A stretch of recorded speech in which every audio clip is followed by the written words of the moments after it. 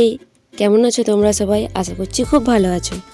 আমিও খুব ভালো আছি, তাই চলে এসেছি আজকে আবার একটা নতুন ভিডিও নিয়ে। আর আজকে আমি বানাবো বিভিন্ন ধরনের সবজি, তা আবার মাটি দিয়ে বানাবো। আর হ্যাঁ, প্রথমেই বলে রাখি আজকের ভিডিওটা কিন্তু একটু লং হবে, তার কারণ অনেকগুলো জিনিস একসাথে বানাবো তো তার জন্য।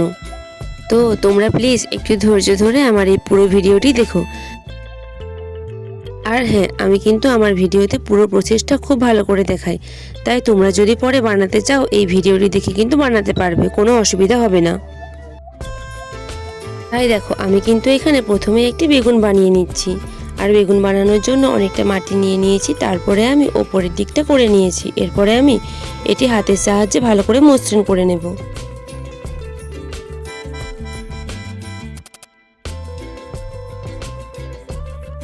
এরপর আমি একটু মাটি নিয়ে বেগুনের যে ডান্ডিটা থাকে সেটা আমি করে নিয়েছি। এরপর আমি বানিয়ে নেব মটরশুঁটি। আর এই মটরশুঁটিটা হবে খোলা অবস্থায় আছে, অর্থাৎ মটরশুঁটির মটরগুলো বেরিয়ে থাকবে। তাই দেখো, অনেকটা মাটি নিয়ে আমি একটু লম্বা আকৃতির করে নিয়েছি। এরপর আমি ছোট ছোট মাটির বল তৈরি করে এগুলি অ্যাটাচ করে দেব। তাহলেই দেখো আমার মটরশুঁটি কিন্তু হয়ে গেছে। এরপর এটিকে ভালো করে মসৃণ করে নেব। এরপর আমি আরও একটু মাটি নিয়ে একটা গোটা মটরশুঁটি তৈরি করে নেব। আচ্ছা, তোমাদের কার কার মটরশুঁটি খেতে ভালো লাগে বলো তো? আমার কিন্তু খুব ভালো লাগে।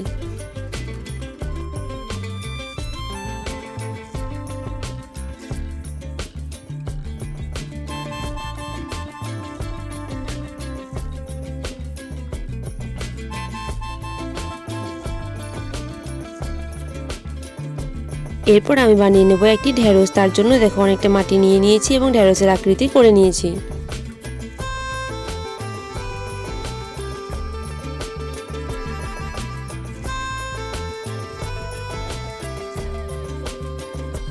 আর হ্যাঁ, এই ঢেঁড়সটির কিন্তু আরও একটি নাম আছে। এই ঢেঁড়সটিকে আমাদের এখানে ভেন্ডি বলে।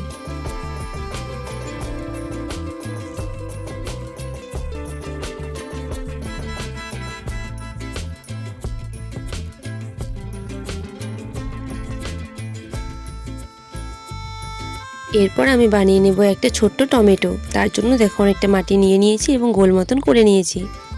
এরপর এটিকে হাতের সাহায্যে ভালো করে মসৃণ করে নেব। এরপর এই টুলসটির সাহায্যে টমেটোর গায়ে একটু দাগ করে নেব এবং যেমনটা হয় ঠিক তেমনটাই করে নেব।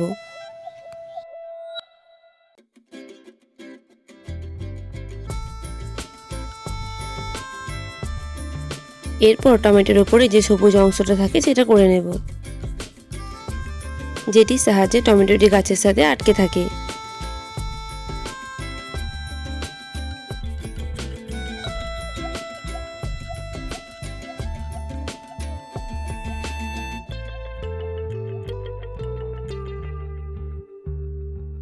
আর হ্যাঁ, একটা কথা বলে রাখি, তোমরা যারা স্কুলে পড়ো তারা কিন্তু এই ধরনের মাটির জিনিস বানিয়ে হাতের কাজ হিসেবে দেখাতে পারো।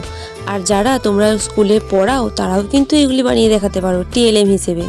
জানো তো, আমি যখন ডিএলএড করেছিলাম, হোস্টেলে থাকতাম, তখন কিন্তু আমাদেরকে পড়াতে যেতে হতো স্কুলে, এবং পড়ানোর জন্য অনেক টিএলএম দরকার হতো। তখন কিন্তু আমি এইসব জিনিস বানাতে পারতাম না বললে ভুল হবে, কোনোদিন চেষ্টা করে দেখিনি।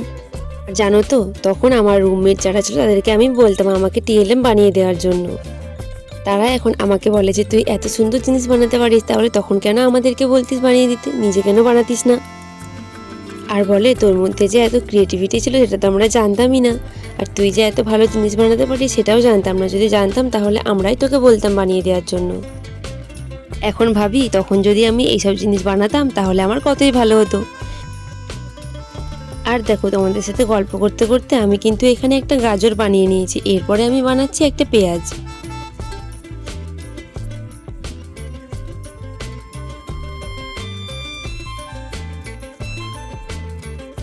দেখো, পেঁয়াজ বানানো হয়ে গেছে। এরপর আমি বানিয়ে নেব একটি আলু। আমাদের বাঙালিদের কিন্তু আলু ছাড়া চলেই না, সবেতেই আলু। ভাতের সাথে আলু, মুড়ির সাথে আলু, রুটির সাথে আলু, অর্থাৎ আলু ভাজা, আলুর তরকারি, আলুর দম, আলু দিয়ে ঘুগনি। আর জানো তো, আমার মা আমাকে বলে তুই যে এত আলু খাস, আলু ছাড়া কি আর কিছু খেতে পারিস না? আমার কিন্তু সব থেকে আলুটাই ভালো লাগে। তো তোমাদেরও কার কার আলু খেতে ভালো লাগে আমাকে কিন্তু কমেন্টে অবশ্যই জানিও। আর দেখো আলুর পরে আমি বানিয়ে নিয়েছি একটি রসুন। তারপর আমি বানিয়ে নেব একটি আদা। আর জানো তো আমাদের বাঙালিদের কিন্তু এই সমস্ত জিনিসগুলি ছাড়া রান্না হয়ই না। পেঁয়াজ, রসুন, আদা, আর বাঙালি কেন সবারই তো এগুলো লাগে বলো রান্না করতে।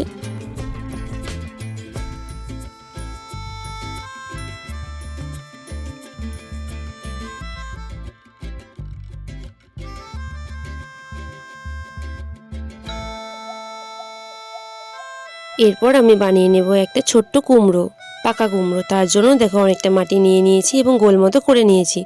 এরপরে হাতের সাহায্যে এটি মসৃণ করে নিয়েছি এবং কুমড়োর আকৃতি করে নেব।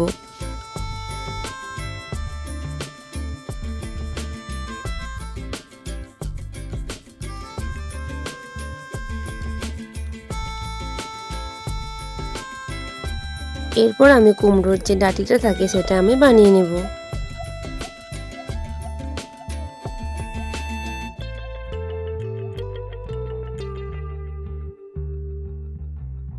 এরপর আমি বানাবো একটা বাঁধাকপি। তার জন্য দেখো একটু মাটি নিয়ে নিয়েছি, প্রথমে গোল মতো করব এবং তারপর ছোট্ট ছোট্ট মাটির বল তৈরি করব এবং পাপড়ির মতন করে নেব এবং চারধারে ভালোভাবে অ্যাটাচ করে দেব।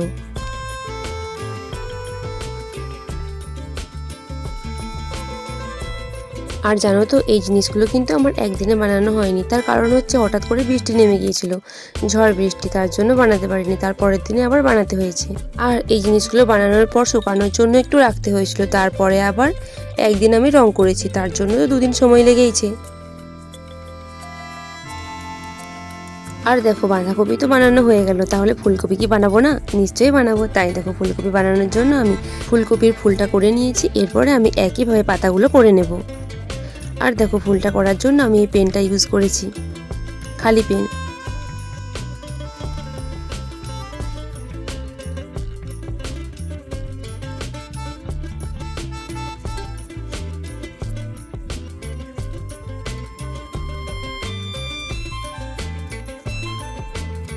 এরপর আমি বানিয়ে নেব একটি পটল।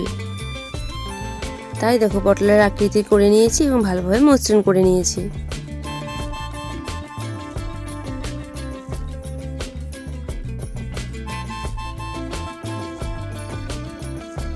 আর দেখো এগুলি কিন্তু খুব ভালোভাবে শুকিয়ে গেছে। এরপর আমি এগুলিকে রং করে নেব।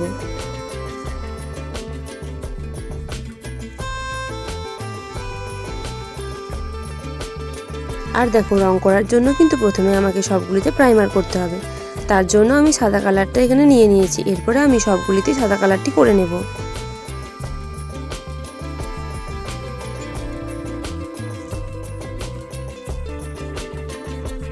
আর এই সাদা কালারটা কেন করতে হয় বলো তো? তার কারণ এগুলোতে মাটির জিনিস, আর মাটির জিনিসে সাদা কালারের ওপর রংটা করলে রংটা খুব ভালোভাবে ফোটে। তার জন্য সাদা কালারটা করা হয় প্রথমে। আর দেখো আমার কিন্তু সবগুলিতে প্রাইমার করা হয়ে গেছে। এরপর আমি এগুলিতে কালার করে নেব।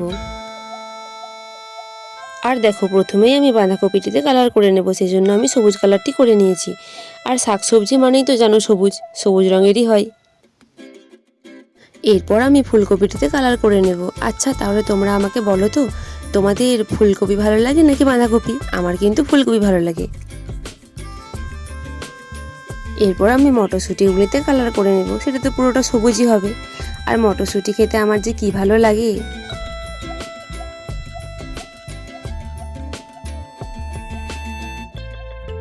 এরপর আমি পটলটিতে কালার করে নেব, পটলটি তো সবুজই হবে। দেখো প্রথমে আমি একটু হালকা সবুজ করেছি, তারপরে আমি একটু ডিপ সবুজ করে নেব।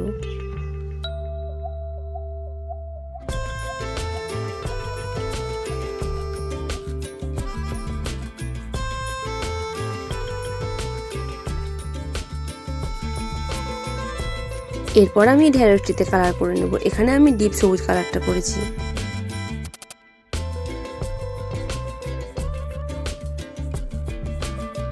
এরপর আমি টমেটোটিতে কালার করে নেব, আর টমেটোটিতে লাল রং করে নেব এবং ওপরের অংশটিতে আমি সবুজটি করে নেব। আর জানো তো টমেটো কিন্তু আমার খুব ভালো লাগে। আমি টমেটো পুড়িয়ে ভাত দিয়ে খাই, আবার টমেটো দিয়ে মুড়িও খাই। তাই আমাকে কিন্তু হোস্টেলের রুমমেটরা এখনও রাগায়। তাহলে তোমরা কে কে আমার মতো টমেটো দিয়ে মুড়ি খাও? কমেন্টে কিন্তু অবশ্যই জানিও। আর দেখো আমার কাছে যেহেতু সব কালার নেই, তাই আমাকে কালার মিশিয়ে সেই কালারটি তৈরি করে নিতে হয়েছে। তাই দেখো আমি এখানে বেগুনি কালারটা করে নিয়েছি, কিন্তু বেগুনি কালারটা খুব একটা বেগুনের মতন হয়নি, বুঝতেই পারছি। কিন্তু আমার কাছে না বেগুনি কালারটা নেই, তাই আমি আর কি করব বলো। আর বেগুনের ওপরের দিকটা আমি সবুজ কালারটা করে নিয়েছি।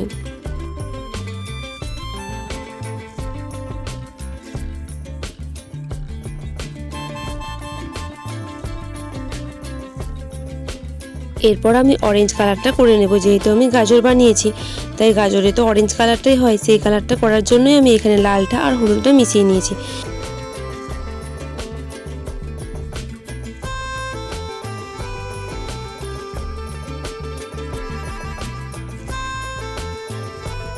এরপর আমি গাজরের ওপরটা সবুজ রঙটা করে নেব।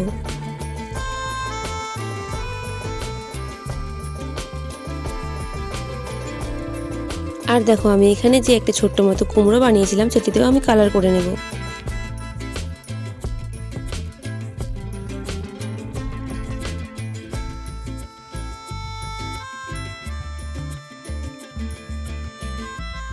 এরপর আমি লাল আর সাদা রঙটা মিশিয়ে পেঁয়াজের রঙটা তৈরি করে নিয়েছি। এরপর আমি পুরো পেঁয়াজটিতে এই রঙটি করে নেব।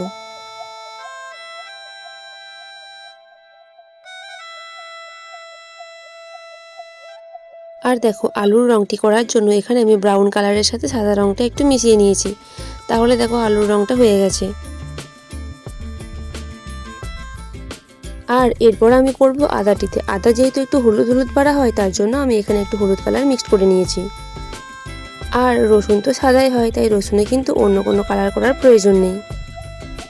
আর দেখো আমি কিন্তু এখানে একটা জিনিস বানাতে ভুলে গেছি, সেটা হলো একটা লঙ্কা, একটা কাঁচা লঙ্কা আমাকে বানাতে হতো। চলো পরে কোনো ভিডিওতে বানিয়ে দেখাবো।